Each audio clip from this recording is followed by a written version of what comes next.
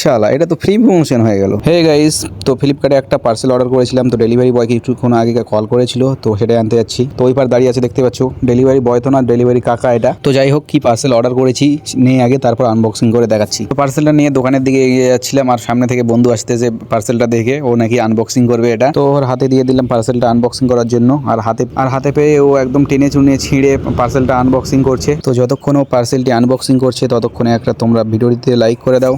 তো আমি অর্ডার করেছিলাম মিনা কোম্পানির ব্লু লোমানি আতর, তো একসঙ্গে 4টাই ছিল, তো একসঙ্গে অর্ডার দিয়ে দিয়েছি এগুলো। তো এই আতরটা আমি 3-4 বছর থেকে ইউজ করছি, এর ফ্রেগ্রেন্সটাও খুব ভালো।